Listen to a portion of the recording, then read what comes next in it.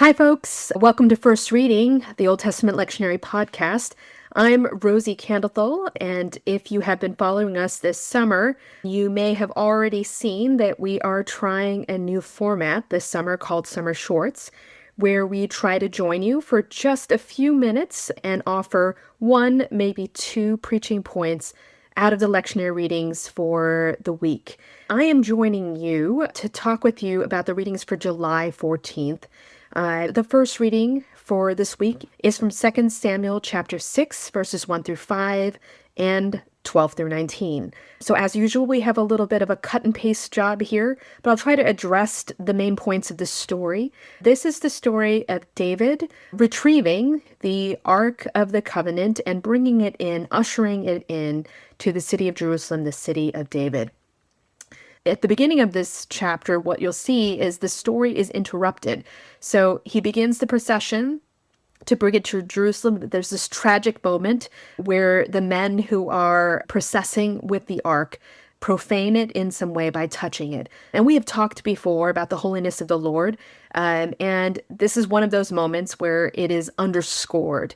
The story picks up again then in verse 12 when David decides, no, we really must continue, and picks up the ark once again to bring it into Jerusalem, into the city of David.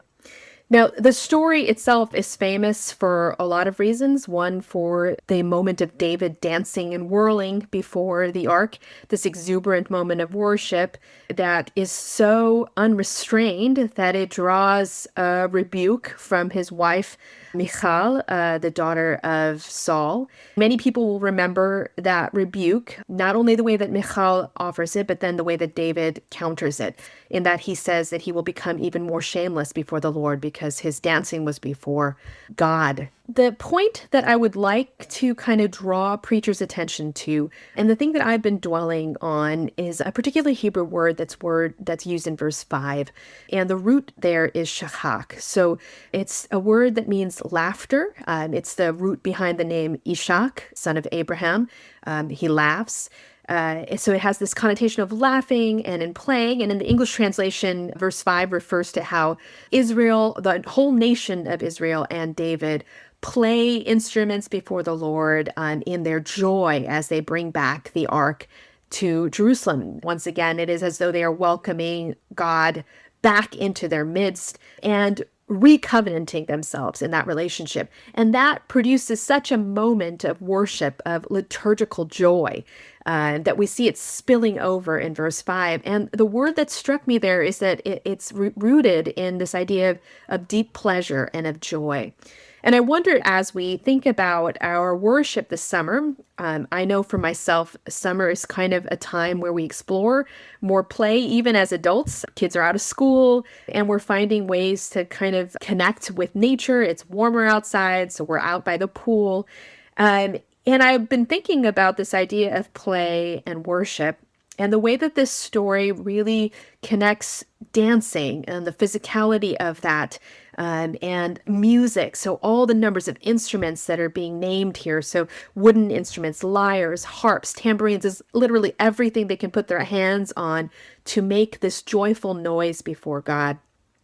And I wonder if this passage can't be a way to inspire ourselves to be a little bit more free this summer around our worship, to let go of some of the ideas that our worship need to be so proper and formal. And I know that I am somebody who is more comfortable with more formal worship.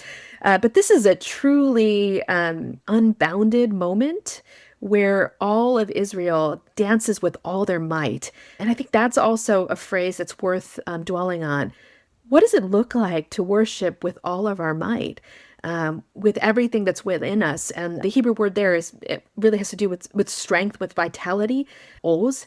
So what does it look like to use all of my might? And as adults, I think we don't often give ourselves the permission to dance and sing and play the way that we see Israel and David strenuously doing in this passage. And I just want to offer a little counter here too. I know it's easy to kind of look at Michal and see her rebuke of David in a negative way. I just want to be careful to point out that Michal's pain is quite evident here in the way that she speaks to David in chapter 6. And it might help to look at some of the context for that, because in chapter 5, the chapter right preceding, we will see how David has treated Michal. He has decided, even though she is his wife, to take on additional wives and concubines and have additional children. And this is quite open. And Michal is likely quite hurt. And the passage ends with her never having children. Now, that's not just her fault. The fact is that David no longer goes into her. And in this culture, to not have your husband come into you means that you will remain childless. And that is a major status issue. So if you are tempted to go in the direction of coming down on Michal, I wonder if you might not also consider her own deep trauma and hurt, so that she is in some way unable to see David's worship outside of her own pain.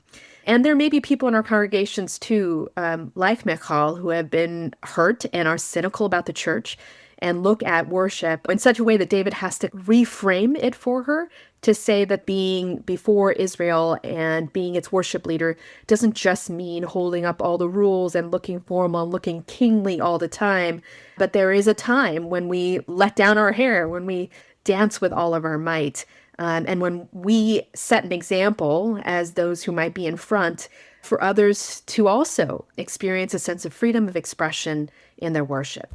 So anyway, that's something I'd like to offer as we think about our way of interacting with worship and liturgy that might set us free around this example of David, with also an understanding that there are folks in our congregations that might be unwilling or unable to kind of join in that kind of unrestrained worship, and that is okay too. They still remain a part of our congregation, just like Michal remains a part of David's family. I hope that's helpful for you as you think about your own preaching and teaching contexts this week, July 14th. Enjoy your summer, and we'll join you again for Summer Shorts. Bye now.